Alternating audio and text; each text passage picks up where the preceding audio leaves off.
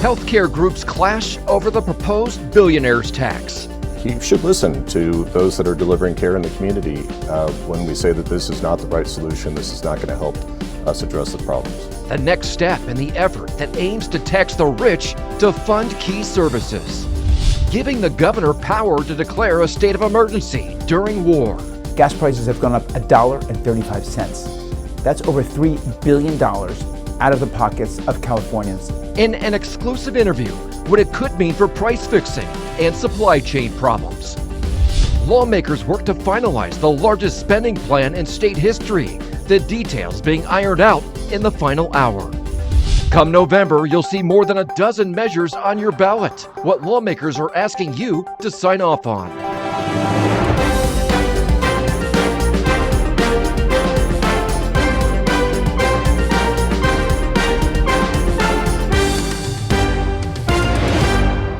Thank you for joining us for California Politics 360. I'm Ashley Zavala. We start with the growing battle over a possible billionaire tax in California, and now a push for a national billionaire tax from Governor Gavin Newsom. The state proposal will officially appear on the November ballot for California voters to decide. It would put a one-time 5% tax on the assets of Californians whose net worth is at least $1 billion.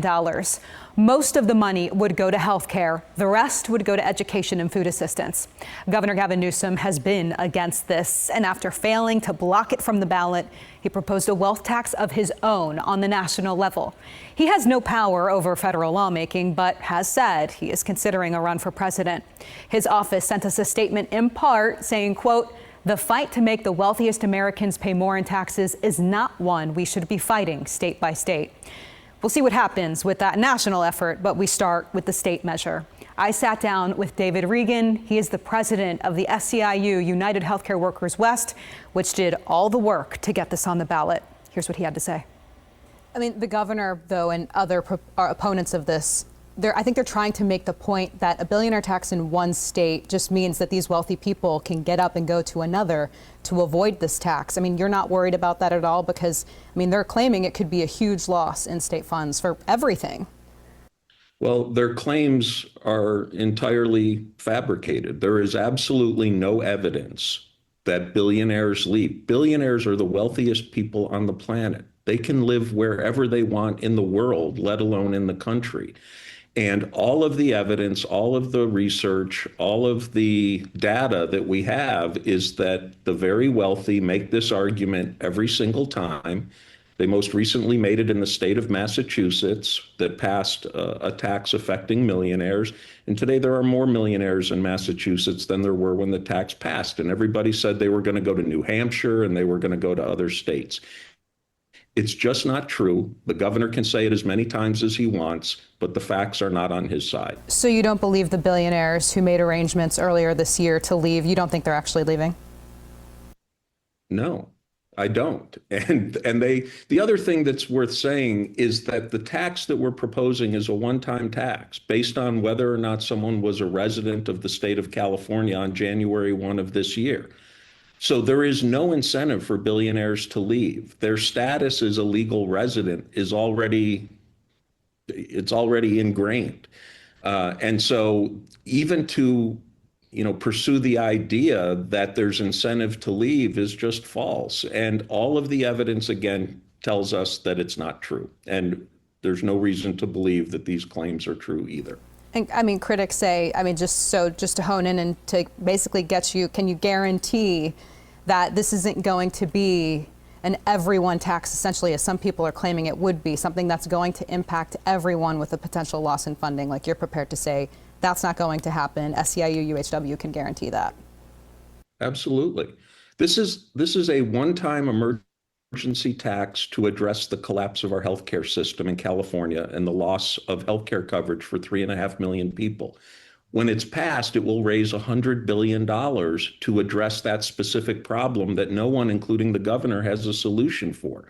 The idea that putting $100 billion into the healthcare system to keep millions and millions of people in a secure position and facilities and clinics and hospitals open, this is adding revenue for a critical core thing. And the idea that somehow $100 billion more is going to be less doesn't make any sense. And I don't know why they're allowed to make these really nutty claims. There's no other way to characterize it. So on the other side of this, the California Medical Association is just one of several groups against the proposed tax. I spoke with the president of that group, Dustin Corcoran. Here's part of our conversation. So why is the California Medical Association against this billionaire's tax being proposed by the SEIU-UHW? It's not for lack of support for new revenue and for different revenue ideas. Over the years, we've supported the tobacco tax. We supported Prop 55, which increased taxes on high-income earners. Most recently, the MCO tax. This tax is very different because it's one-time in nature, and it will actually cost the state of California more money over time than it'll bring in. And from a healthcare perspective, you really need revenue that's ongoing, durable, and sustainable. And this tax doesn't meet that measure.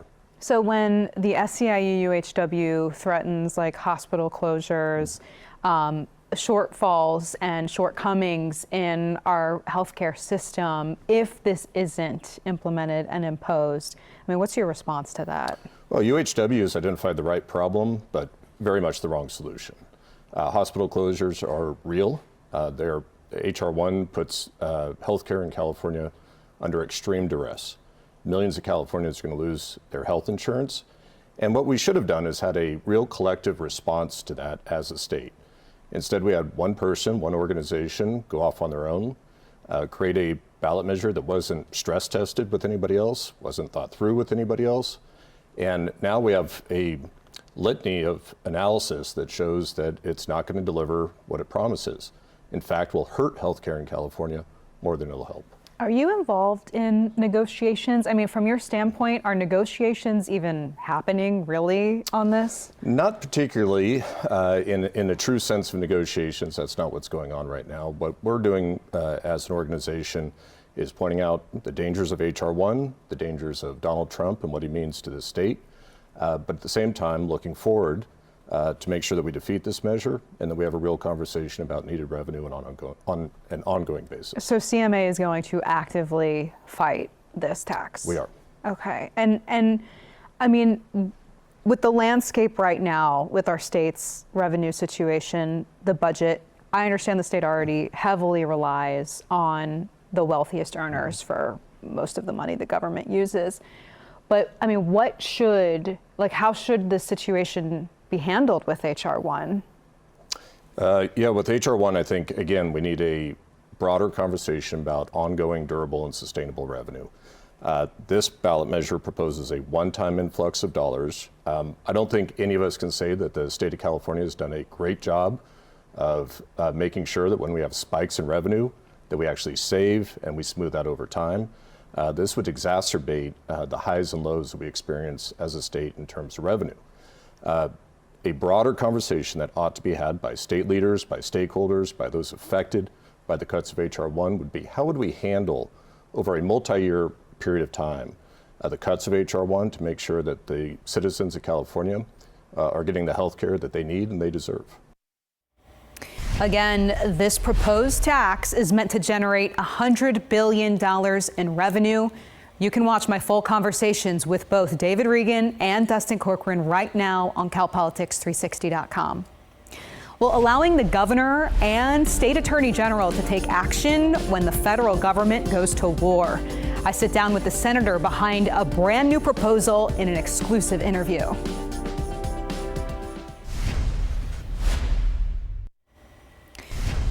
An issue that continues to impact Californians every day. Surging gas prices, especially since the start of the war in Iran. Democratic State Senator Josh Becker is introducing a bill he says could help protect our state during times of conflict. He spoke with me exclusively before filing this proposal. Here's part of our conversation. So tell me about this new bill that you're introducing this upcoming week. Yeah. Well, Californians are suffering. Since Trump's illegal war in Iran started, gas prices have gone up $1.35. That's over $3 billion out of the pockets of Californians since this started. Across the country, $62 billion out of Americans' pockets. And there's evidence of price gouging But right now, our Attorney General, because the laws the way are set up right now, the Attorney General cannot investigate. My bill would change that. And so basically your bill is allowing the governor of California to declare a state of emergency for war, like it adds that. And then also by doing so, that gives the state's AG the ability to go in and investigate. Exactly. Is that okay? Yeah, exactly. We have some of the strongest price gouging laws in the country. So they protect us in the case of natural disasters. We can investigate price gouging. But really, it's limited to natural disasters, an earthquake, a wildfire, things like that. War does not count. And so this bill will add war to that category and that list of criteria. So in a case that this war restarts again, which could well happen, or the next war that Trump gets us into, the governor then could declare a state of emergency, and that would enable the Attorney General to investigate price gouging. I know everything is moving so quickly with the situation in Iran, and it is fluid, and things are changing almost every day. How soon are you hoping that your bill takes effect? Well, we have an urgency clause, so we're hoping this takes effect as soon as possible. You know, the first possible day for the governor to sign it, because we're hoping it provides relief now, but also leads to relief in the future. And on price gouging specifically, is there one particular product? I mean, is it just oil and gas, or are there other items that could be explored that could be potentially price gouged during this war? There are others, and we're focused on oil and gas because that's where we've sort of seen the evidence, and that's where it's really hitting people very directly in the pocketbooks. But right now, the bill is broad enough to include other categories too. Becker notes, out of the entire country, California has the largest disparity between branded gas and unbranded gas. Senator Becker and I talk about that, a possible investigation into that, and more in our full interview right now on CalPolitics360.com. Well, it's down to the wire for Governor Gavin Newsom to sign off on the state's ballooning budget. What to expect in this more than $350 billion plan.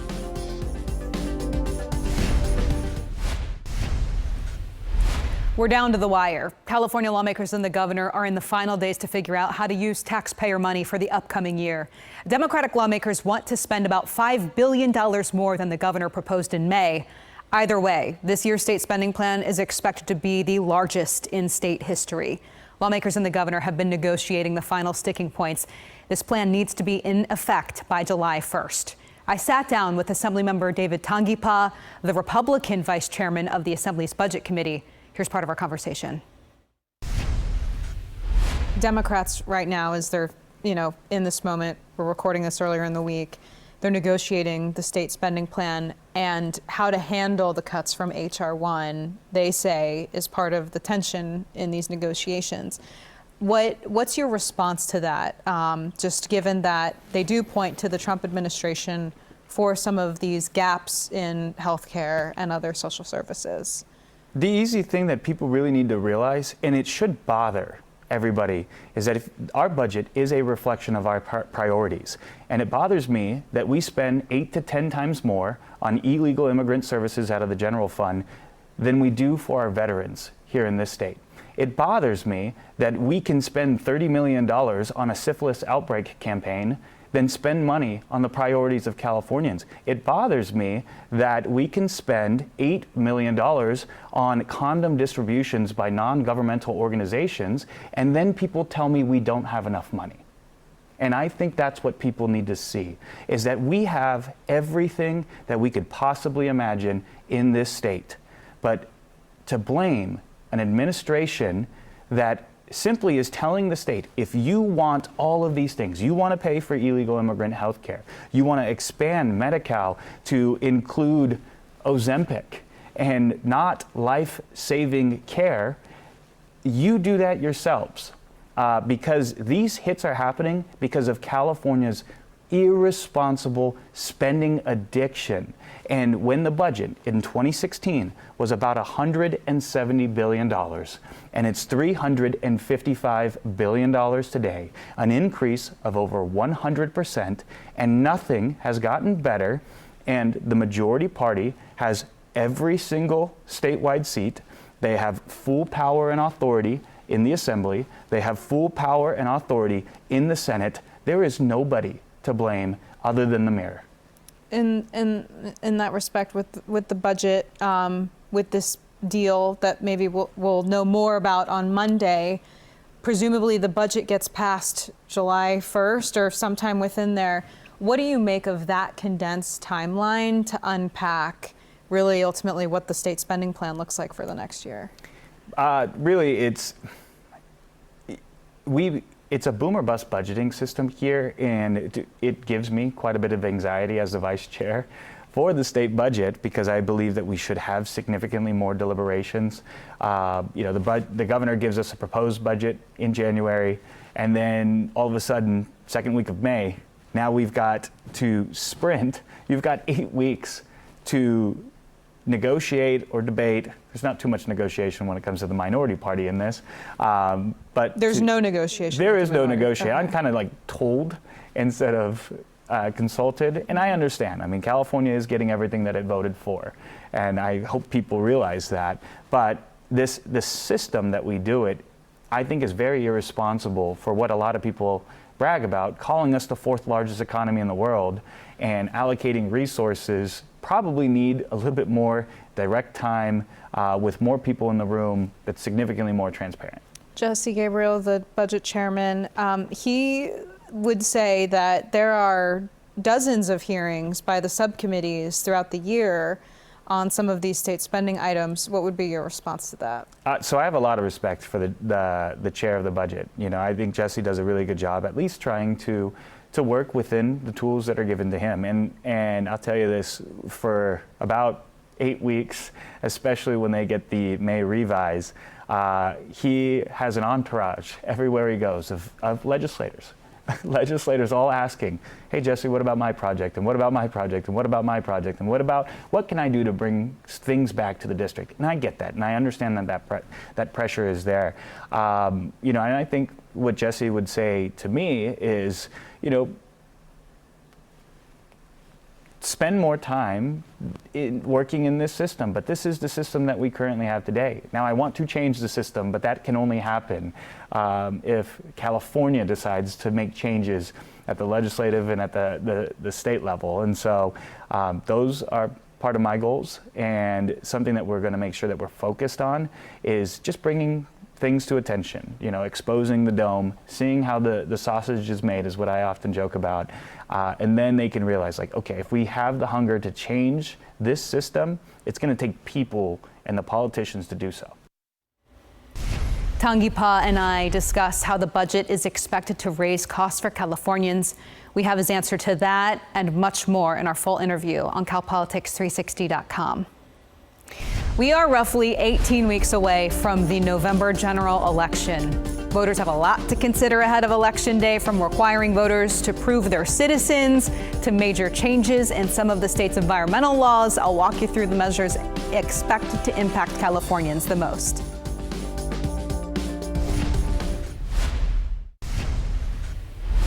We now know what questions California voters will be asked on the ballot in November. There will be 14 ballot propositions.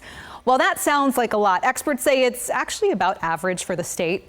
5 of them are specifically related to taxes. 3 of them are related to elections, including a measure requiring voter ID at the polls. 2 of them ask voters to borrow money to ramp up housing construction and immunology research. 4 of them make changes to state law, including new rules on how health clinics spend their money, how the state's government saves money, changes to environmental laws to help construction, and a new proposed middle-income home loan program. We'll dive deeper in the coming weeks into all of these. We have a full list of these measures on our website, CalPolitics360.com. Right now on CalPolitics360.com, you can watch this week's full interviews. We also want to hear from you. What issues do you want us to cover on this program? Send us an email at contact@CalPolitics360.com. Again, we want to hear from you. Thank you so much for joining us for this week's California Politics 360. We'll see you next week.